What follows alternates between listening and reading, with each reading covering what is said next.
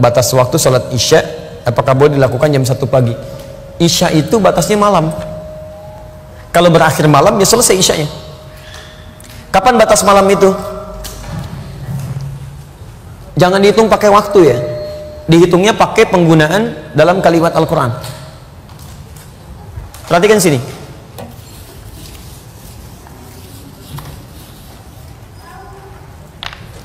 Sholat isya itu dikerjakan waktunya kapan? Pagi, siang, sore?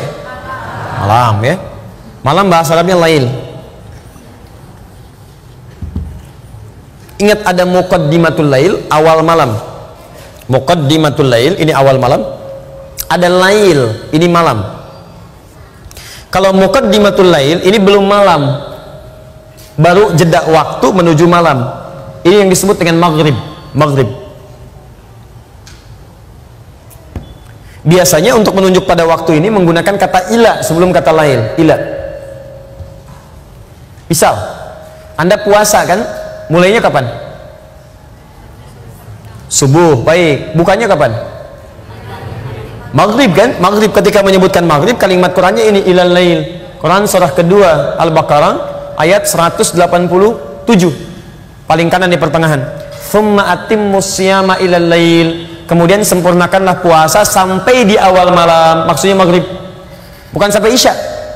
Awas, karena ada orang dalam satu aliran, dalam sekte Syiah itu puasanya sampai isya.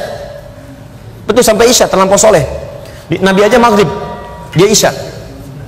Jadi kalau antum punya teman maghrib nggak mau buka, kemudian dia masuk kamar misalnya, terus isya dia baru buka, nah itu terindikasi Syiah diantaranya. Ya. Nah, sekarang lihat. Kalau sampai masuknya malam, maka itu yang disebut dengan lail. Lail. Ini yang dimaksud dengan malam. Kalau malam sudah tiba, maka dimulai dengan isya di sini. Isya. Kapan batasnya malam ini? Batas malam itu ketika malam mulai habis muncul fajar. Ya. Lihat kalimatnya. Minal khaytil aswadi minal fajr. Fajar. Ini saya tuliskan lail. Malam. Membentang dari sini sampai ke fajar.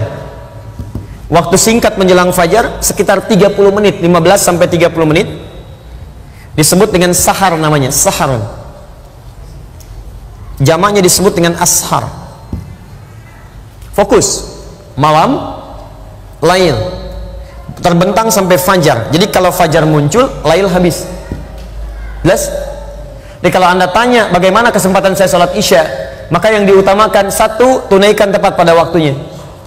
Sekarang isya misalnya jam berapa? 7 lewat?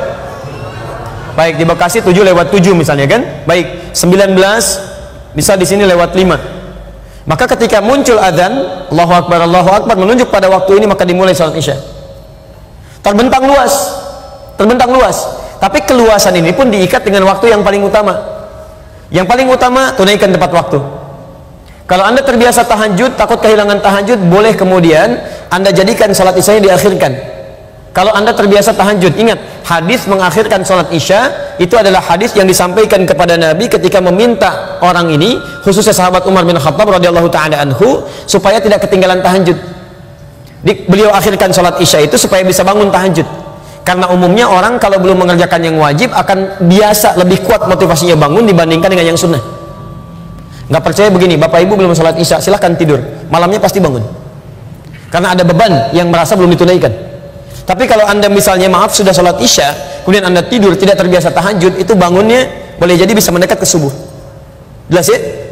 Nah jadi lihat sini, jika Anda kemudian ingin berusaha menunaikan tahajud dan terbiasa tahajud, maka boleh kemudian mengakhirkan sholat isya tapi pada batas-batas yang ditoleransi, tidak terlampau mepet ke subuh.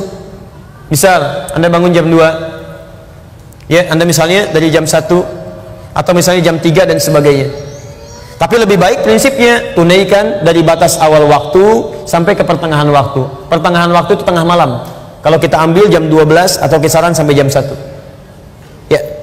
Dan dianggap tidak disukai, bahkan makruh bagi orang-orang yang sengaja mengakhirkan sholat isya sampai ke waktu sahar, sampai ke sini. 30 menit sebelum waktu subuh. Itu dipandang makruh sekalipun masih ada waktunya di situ. Jelas ya?